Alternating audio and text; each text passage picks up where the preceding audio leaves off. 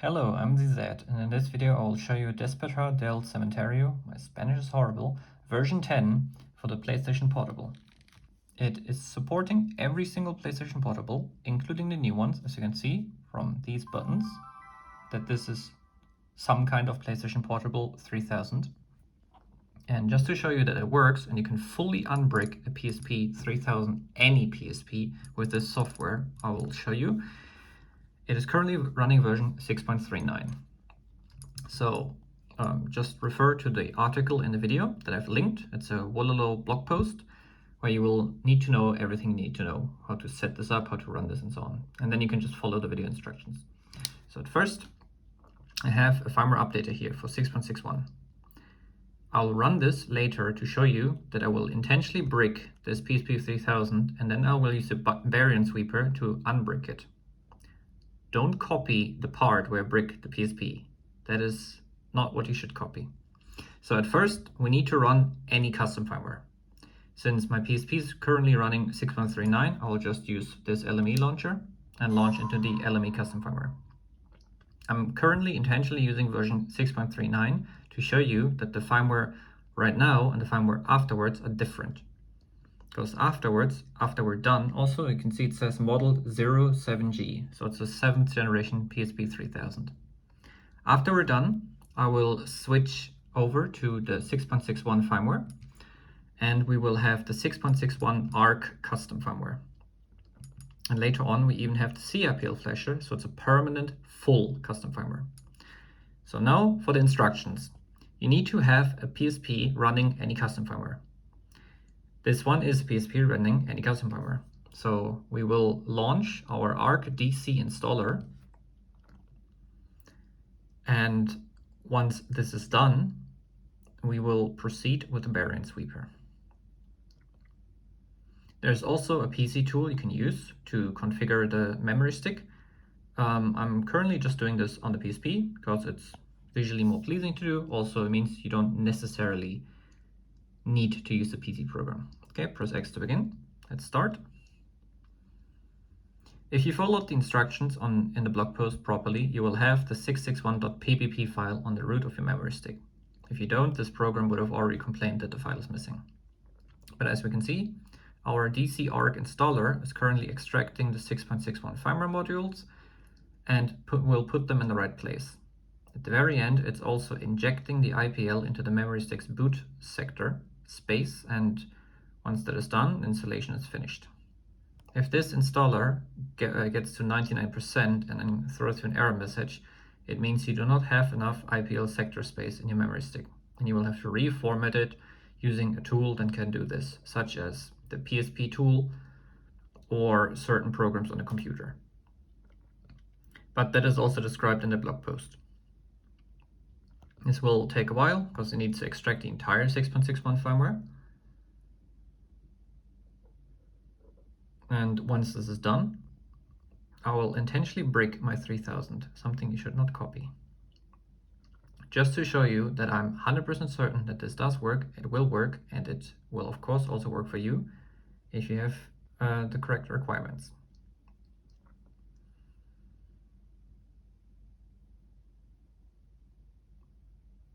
And we're about to be done.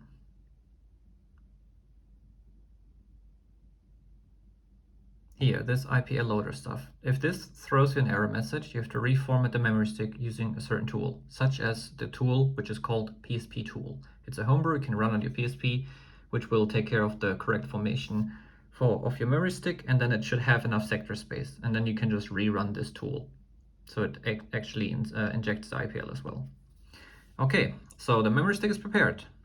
I could turn off this PSP, run the barian sweeper, and update to 6.61 that way. But last time I did this, someone complained, oh, the PSP is not bricked. Why are you showing an unbrick video? Okay, if you want to see a brick PSP, I'll give you a brick PSP. This is a normal Sony 6.61 firmware updater. I will run this, and in the middle of it, I will turn off the PSP, and then it will be guaranteed bricked. It will not be usable. The system software will be completely wiped, and it can't turn on, can't do anything, until we use our barian sweeper to unbrick it, of course.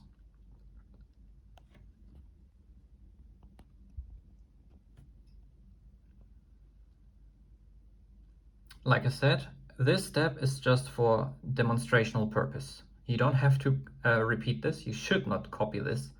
The only thing so far you should copy is, well, running the DC installer, but that's quite simple. Okay, you can see this is a normal Sony 6.61 updater. Once again, do not copy what I'm about to do.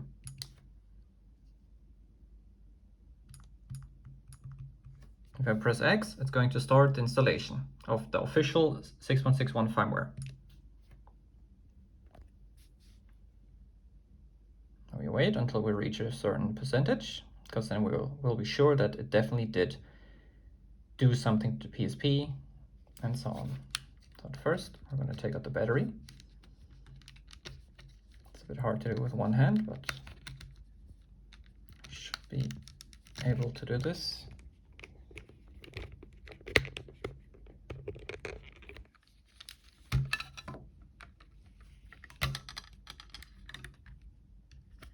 And there we go. I turned it off while installing a firmware. So what happens if I put the battery back in? Let's see. Turn it on. Can we turn it on?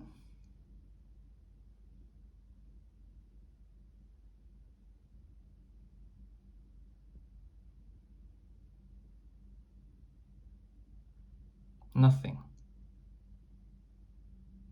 The PSP is bricked. I can try it a second time.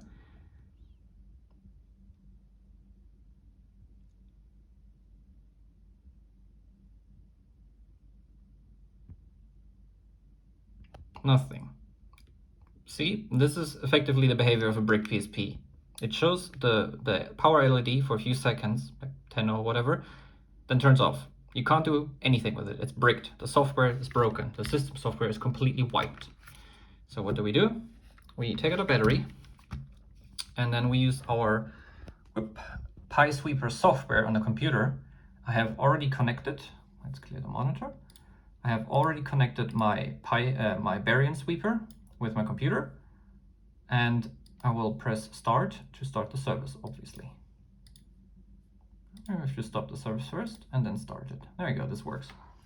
And by barian sweeper, I mean this anything. It looks like a battery right now, but it has a little motherboard in it that you have to either craft yourself, or you can buy it from someone who created it for you, and the cable that goes into my computer.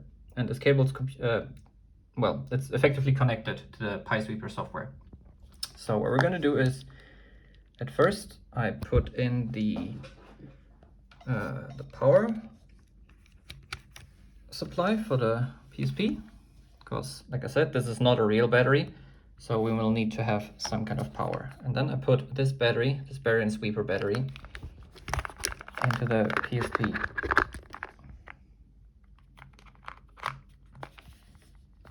There we go.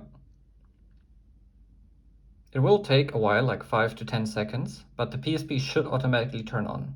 If you have an earlier model of the PSP, the power LED should have already turned on. If you have a PSP 3000, there we go, it turns on.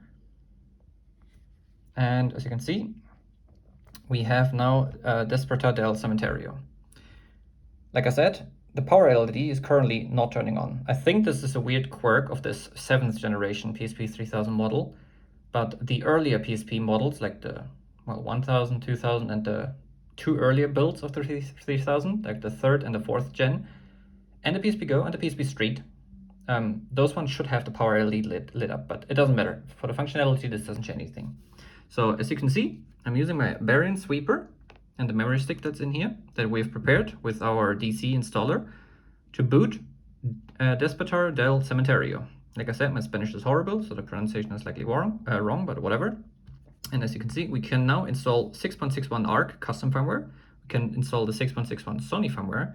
We have some NAND operations. If you don't know what this does, don't touch it. You can, well, do harm to your PSP.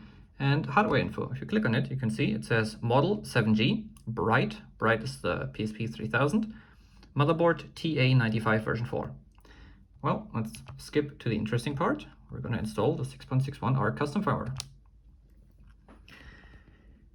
This tool works effectively the same as an earlier version of this tool did for the old PSPs. about, I don't know, 10, 15 years ago, we had version 8 of this tool, but that tool only worked for the PSP 1000 and most of the older PSP 2000s. It did not work on the PSP 3000, it did not work on the PSPgo, and it did not work on the PSP Street.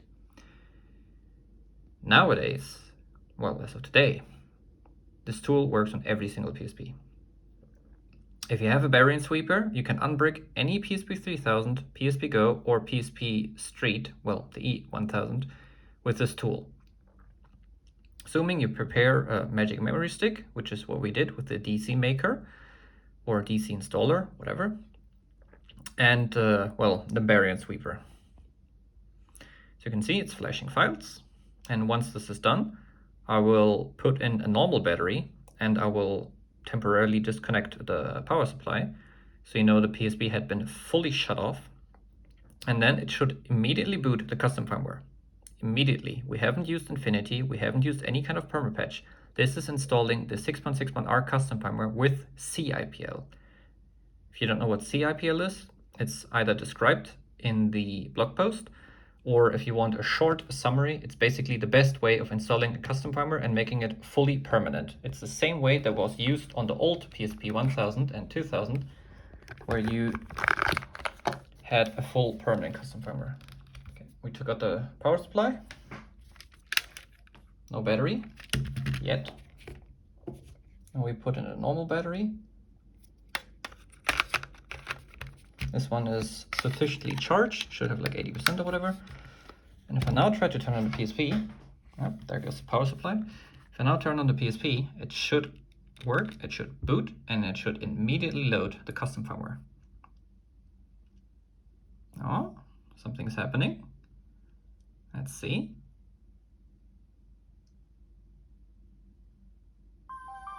Oh, it's booting.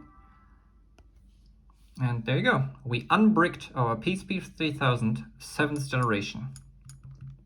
If I go back to the time selection, you can see this one is originally from Hong Kong. And I have to press circle to confirm, since this is an Asian PSP. You go to system settings. And we're immediately running 6.61 ARK 4 CIPL custom firmware. This is the same type of permanent true custom firmware we used to have 15 years ago on the PSP 1000 and most 2000s. And this specific build is ARK version 4.20.69. Funny number. So this is also the reason why it's getting released today. Oh well, the video was created yesterday, but this will be released on 4/20 for the American people. So yeah, we are immediately running our ARK custom firmware. We unbricked our PSP 3000, and this works with literally every single PSP. We can also run PSP ident. We can also run some games. Do you have any games on here? No, I don't. Only some tools. Oh yeah, this is the PSP tool homebrew I was talking about. If your memory stick has like the IPL loader issue, where it says well, not enough IPL sector space, insufficient, that's what I was looking for. You can use this homebrew to format the memory stick in a certain way that you will have enough sector space. You might need a memory stick which has a small amount of storage, like a 2 GB or 4 GB or 8 GB memory stick. It might not work with like 32 or whatever, but this tool should be able to format your memory stick in such a way that if you use our DDC installer, that it will work. So yeah, happy unbricking everyone. Enjoy the newest version of the ARK 4 custom firmware with CIPL. I'm the Zett, and see you soon.